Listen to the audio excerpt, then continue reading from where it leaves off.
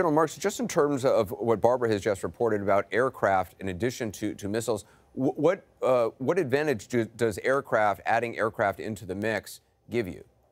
Well, Anderson, let me show you something that I think is going to be incredibly important. Let's start with this, to the point that Barbara is making and John Kirby just made, is that when you look at the presence of U.S. and allied capabilities that are currently in the region, what you have in each one of these, clearly you've got ships that are coming into the Mediterranean, and you've got pre-positioned capabilities here that can strike into Syria.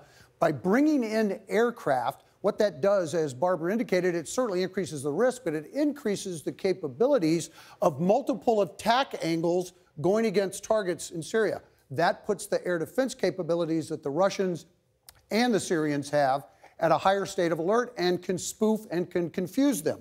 Let me move to this. Clearly, this is a depiction of what the capabilities are in terms of Russian air defense. Most of those are located here at Latakia and Tartus, those two seaports that are in the Mediterranean. This is the distance that the Russians can reach with their capabilities that are indicated here. This is a mobile capability that they have with that range of about 250 miles. It's important to realize this mobility allows them to move that circular defense capability throughout the map. Hey, General, I just want to quickly tell you, Sure. Syrian state media is now reporting that their air defenses have engaged U.S., French, and British targets. That's according to the Syrian regime. Again, take that for what it's worth. Take it for what it's worth, and what that probably means, again, as has been reported, the capabilities are coming from cruise missiles, precision-guided munitions that have a standoff capability. No U.S. aircraft will go into this very contested airspace. There's no reason that would, by doing that, that would increase either an attack capability or an effect that we want to try to, that the United States or the allies want to try to achieve on the ground. That can be achieved from a standoff capability. You know, it's interesting. CNN has been reporting that messages are being passed or have been passed to Moscow about the U.S. and allies' intentions to create a lasting deterrent against the use of chemical weapons.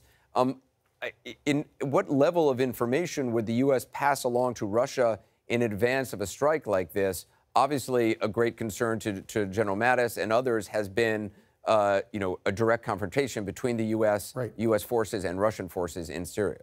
Correct. Anderson, this is the challenge. This is the visualization that we get to. These are locations where Syrian aircraft and other capabilities are. For example, here's the capital of Damascus, where we already know attacks are ongoing.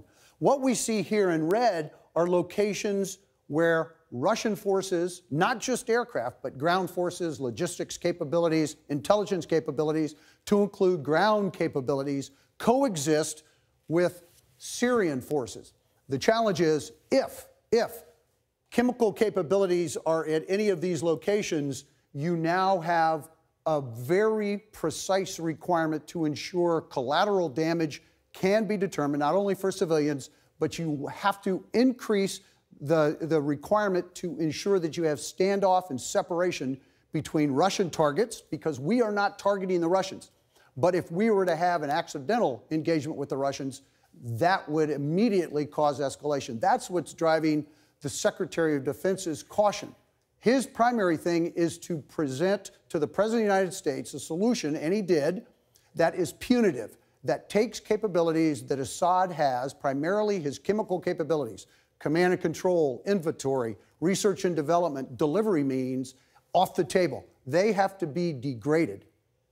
But what has to happen simultaneously is we can't afford to go after Russian targets. Yeah. Because that just would put us into a level of escalation that we can't have.